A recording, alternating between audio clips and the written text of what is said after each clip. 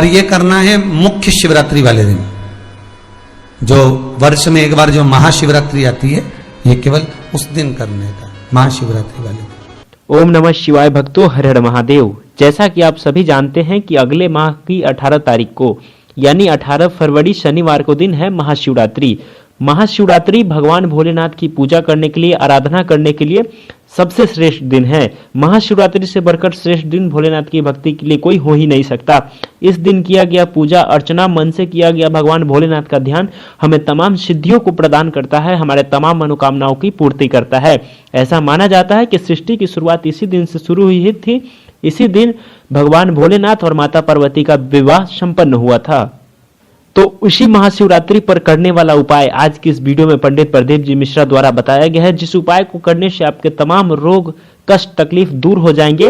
क्योंकि जो शिवरात्रि का पर्व है वो भगवान भोलेनाथ को प्रसन्न करने के लिए सबसे अच्छा पर्व है, सबसे अच्छा दिन है। इसीलिए उस दिन तो यह उपाय आप जरूर करें। इससे आप हमेशा रोगों से, कष्ट से, तकलीफ से बचकर रहेंगे। हमेशा आपके जीवन में खुशहाली बनी रहेगी, आपके परिवार में खुशहाली बनी रहेगी। तो चलिए आज की इस कथा के माध्यम से सुनते हैं कि आखिर शिवरात्रि पर करने वाला वो कौन सा उपाय है जिससे हमारे तमाम रोग कष्ट और तकलीफ दूर हो जाएंगे। प्रकार आप लोगों ने भी पढ़ाई करी होगी, हमने भी करी। ऐसा रहता, उसमें नोक रहती है या पेंसिल उसमें भर देते हैं और उससे ऐसा पेज घुमा घुमा के उसको कस देते हैं। वो ऐसा रखते हैं, कॉपी पर ऐसा रखा जाता, फिर उसको ऐसा घुमाते घुमाते कि नहीं घुमाते? अरे बोलो तो, सबने करा है ना ऐसा घुमाए, वो घुमाते एक जैसा गोला बन जाता बिंदु। और जो नोक होती है ना वहाँ चुभी रहती है और वो एक ही जगह पे रहती है और घूमती जाती है। उसी तरह इस मन को, इस दिल को एक में लगा के रखो, बाकी की सब दुनिया में घूम के आ जाओ। दिल एक में लगा कर बैठ गए, चित्त एक में लगा कर बैठ गए तो सृष्टि में कहीं पर भी घूम कर आओगे, परमात्मा उस जगह पर हाजिर मिल जाएगा। पर स्थान मत छोड़ना, जगह चित्त वृत्ति ना छूटी जाए, भगवान का भजन ना छूटे, उसका स्मरण ना छूटे। ये वस्तुएं, ये सामान, ये सामग्री, ये दौलत, ये सत्ता सब जाने वाली। जहां बैठे हो उस मन को वहां लगाना। हम तो यहां तक कहते हैं, होटल में जाओ तो दिल होटल में लगा लो, होटल में जाओ तो दिल होटल में लगाओ, खाने में लगाओ, बफेट में जाओ तो बफेट में लगाओ, शादी में जाओ तो थोड़ा रिश्तेदारों में लगाओ, और अगर सत्संग में आओ तो मेरे भोलेनाथ में लगाओ। दिल लगाना ना भूलिएगा। परमात्मा को थोड़ा समय जितना दे रहे हो, 3 घंटा, 2 घंटा, 2.5 घंटा, 1 घंटा, आधा घंटा, जितना हम भगवान को देना, उतनी देर भगवान में चित्त होना चाहिए, उतनी देर भगवान में मन लगाना चाहिए। पर ना जाने दुनिया के लोग कहां चले गए, वह मोबाइल ने सब हटा दिया। हर 15 मिनट में ऐसी याद आए ना, व्हाट्सअप खोल के बैठ जाए। आप इस त्रिपुंड 3 रेखा का दर्शन भगवान विष्णु के मस्तक पर भी कर सकते हैं। आप ये 3 रेखा का दर्शन स्वयं ब्रह्मा के मस्तक पर भी कर सकते हैं। आप ये 3 रेखा का दर्शन स्वयं भगवान कृष्ण के मस्तक पर भी कर सकते हैं, श्री जी बाबा के मस्तक पर भी कर सकते हैं इस त्रिपुंड का दर्शन। बस अंतर इतना है, शिव जो त्रिपुंड लगाए हैं वो आड़ा है।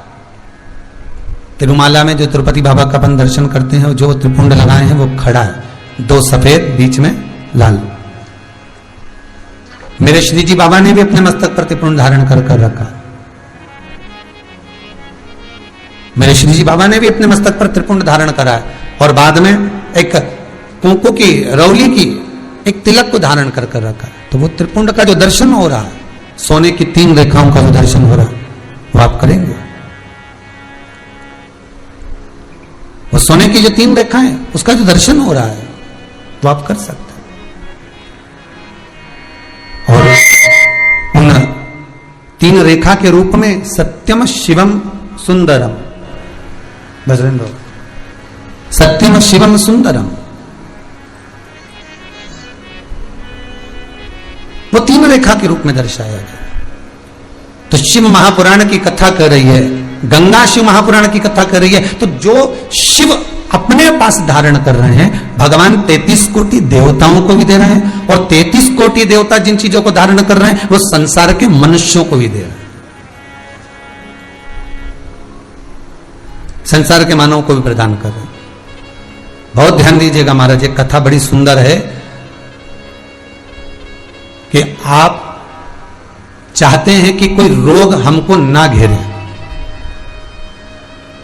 आप चाहते हैं कि कोई रोग हमको ना घेरे, और आपको लग रहा है कि कोई रोग ऐसा है जो घेर रहा है, या कोई शरीर में ऐसा रोग उत्पन्न होने वाला है, या कोई बीमारी ऐसी उत्पन्न होने वाली है, तो उसके लिए सबसे सुंदर तरीका कि शंकर जी पर अलोनी जो गोबरी होती है, गोबरी जानते हो, कंडा, अलोना कंडा, अलोनी गोबरी, मतलब गाय ने गोबर करा और वो सूख गया, उसको थापा नहीं गया, हाथ से कंडा नहीं बनाया गया, गोबरी नहीं बनाई गई, केवल गाय ने गोबर करा, वो सूख गया, और वो सूखा हुआ जो गोबर है उसको जलाकर जो भस्म तैयार करी है, उसको जलाकर जो हमने राख तैयार करी है, भस्म बनाई है, उस भस्म को जो तैयार करा गया है, वो भस्म शिव को जो हमने समर्पित करा। पर यह करना है मुख्य शिवरात्रि वाले दिन, जो वर्ष में एक बार जो महाशिवरात्रि आती है, ये केवल उस दिन करने का, महाशिवरात्रि वाले दिन।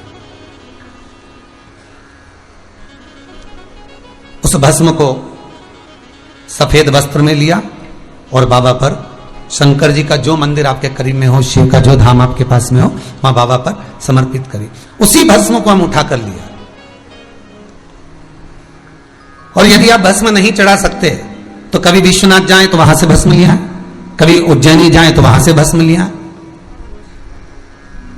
उस भस्म को हम यदि अपनी नाभि से वक्ष स्थल के मध्य में त्रिपुंड लगा लेते हैं, कब लगाना है, या तो प्रदोष की प्रदोष लगा लो, या सोमवार की सोमवार लगा लो, या फिर 12 महीने शिवरात्रि आती है, प्रत्येक शिवरात्रि पर लगा लो। जीवन में अगर आप मात्र एक महीने में एक बार भी त्रिपुंड अपने वक्ष स्थल के नजदीक में नाभि से ऊपर अगर लगा लेते हैं महाराज, तो ऐसा कोई बड़ा रोग आपकी जिंदगी में प्रवेश कर ही नहीं सकता। इस शरीर के अंदर, इस शरीर के अंदर भस्म में जो सुख है, भस्म का जो आनंद है, भस्म का जो रस तत्व है, उसको समझिए।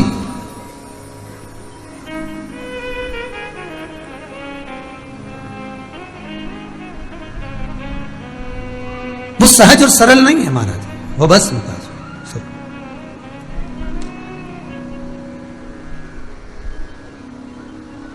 नीम लड़े त्रिपुरारी से मैं उनकी हो गई, मेरे मन में नहीं है धीर, सखीरी में काशी जाऊंगी। कहते हैं मात्र 12 स्थान पर जो भस्म का प्रमाण कहा गया, मस्तक की, कंठ की, कर्णों की, भुजा की, कलाई की, वक्षस्थल, नाभिकोश,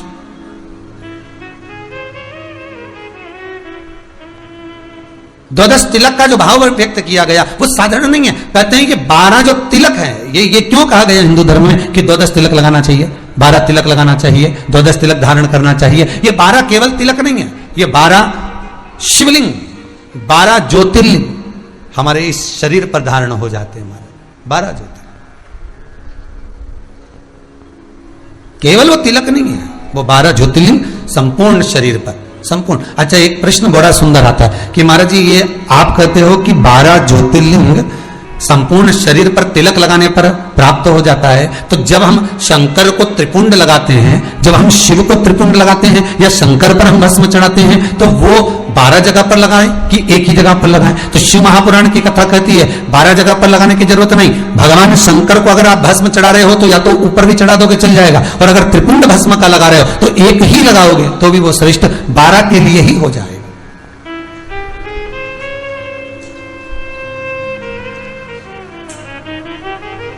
शिव को जो समर्पित किया गया वो बस एक ही कार्य।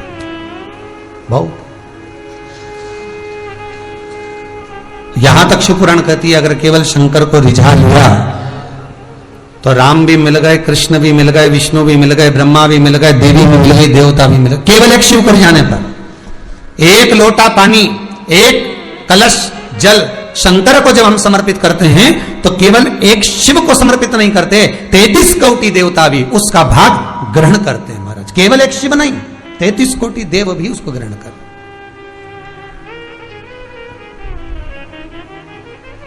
कितना सुंदर प्रसंग है देवी भागवत। भगवान कृष्ण, राधा गौलोक धाम में, राधा जी कहीं गई थी और कृष्ण बैठे थे गौलोक धाम में, सुंदर झूले पर मेरे बाबा, मेरे ठाकुर, मेरा कृष्ण झूल रहे हैं, सुंदर झूले।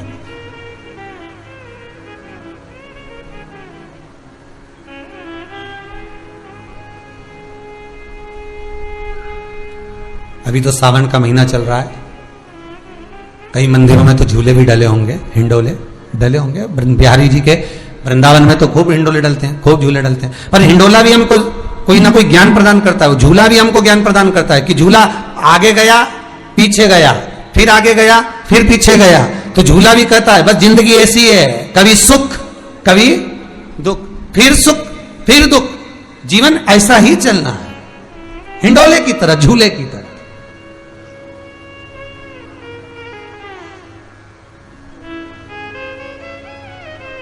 झूला कहता ही है। महाराज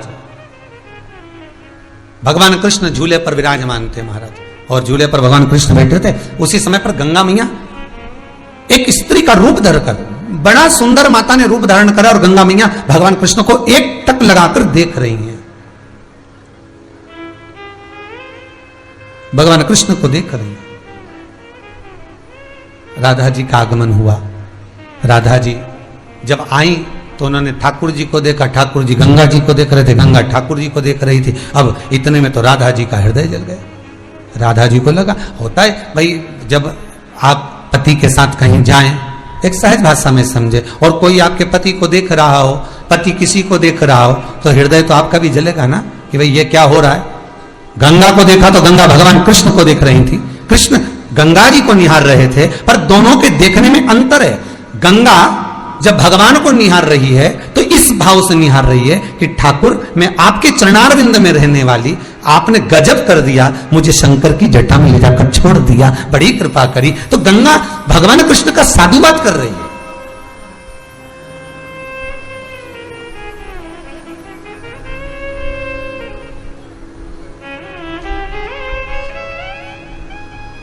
गंगा भगवान कृष्ण का साधुवाद कर रही है, और भगवान कृष्ण अगर गंगा जी को निहार रहे हैं, भगवान कृष्ण अगर गंगा को देख रहे हैं, तो उसमें भी एक कारण है, उसमें भी एक कारण है कि ठाकुर गंगा को क्यों निहार रहे हैं। ठाकुर गंगा को इसलिए निहार रहे हैं कि मेरे चरणों में रहने वाली, मेरी विष्णुपति, मेरे चरणारविंद में रमण करने वाली ये गंगा जो नित्य मेरे चरणों में रहती थी, मेरे चरणों को शीतल रखती थी, कोमल रखती थी, वो गंगा आज मेरे पास से निकलकर शिव के मस्तक पर चढ़ी हुई।